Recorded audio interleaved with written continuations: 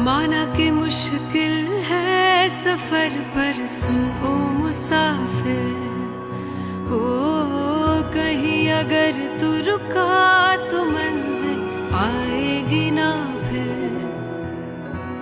कदम कदम मिलाए जा, गगन गगन झुकाए जा, रख हौसला कर फैसला, तुझे वक्त बदलना है। डरना तो बंदिया, रुकना तो बंदिया, राह पे चल बंदिया। আজ আপনাদের এমন একজনের কথা বলবো যিনি শুধুমাত্র নিজের জীবনের অভিজ্ঞতাকে দিয়ে সাধারণ মানুষকে মোটিভেট করেন তা নয়, কিন্তু আরও আশেপাশে প্রতিভাবান যে মানুষজন আছেন, গুণসম্পন্ন মানুষ আছেন, তাদের অভিজ্ঞতা, তাদের গুণ নিয়েও অন্যান্য মানুষজনদেরকে মোটিভেট করতে পারেন।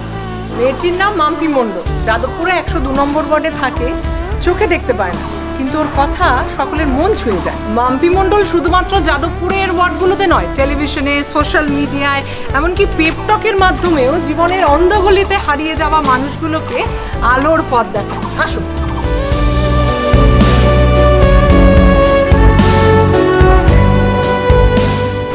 মাম্পির কথা শুনে কেউ সুইসাইড করেনি, এমনও হয়েছে, ফিরে এসেছে তারা।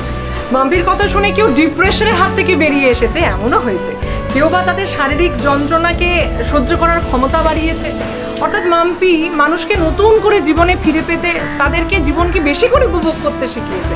আসলে মাম্পি হচ্ছে প্রফেশনাল মোটিভেটার। মাম্পি নিজের কথার মধ্য দিয়ে মানুষজনদের মোটিভেট করে, মানুষকে উদ্বুদ্ধ করে। আসুন আজকের পর্বে শুনে নিই মাম্পির কথা। এতক্ষণ যার কথা বলছিলাম সেই মাম্পি মণ্ডলের বাড়িতে আমরা এসে পৌঁছেছি, 102 নম্বর ওয়ার্ড যাদবপুরে, আর যার মাধ্যমে মাম্পির সঙ্গে আমাদের আলাপ হয়েছে। তারাও আমাদের সঙ্গে আজ রয়েছে। জয়শ্রী দেব, ছোটন। ছোটন, জয়শ্রী, তোমাকে তাহাদের খোঁজেতে স্বাগত। আপনাকে অনেক ধন্যবাদ।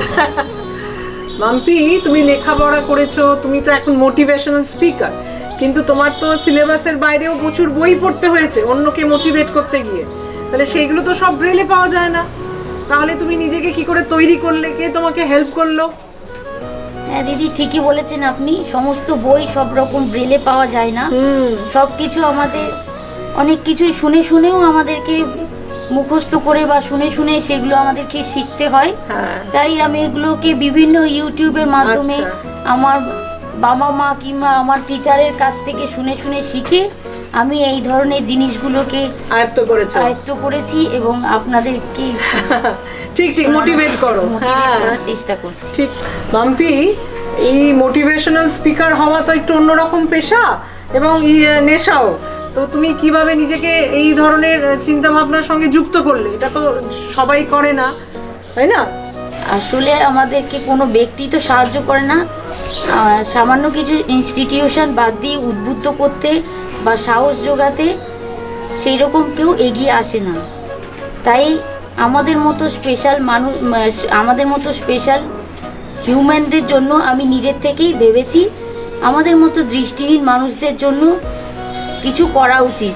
ঠিক, কিন্তু শুধু দৃষ্টিহীন মানুষদের জন্যই নয়, আমি নেশা মুক্তি থেকে সাধারণ মানুষ বিভিন্ন অনুষ্ঠানের মাধ্যমে আমি এই বক্তব্য দিয়ে থাকি এবং এই সকল কারণে এইরূপ আমার চিন্তা ভাবনা। মাম্পি, আমার ব্যক্তিগতভাবে জিজ্ঞেস করতে ইচ্ছে করছে যে তোমার জীবনে কে তোমাকে মোটিভেট করলো, কে তোমাকে ইন্সপায়ার করলো?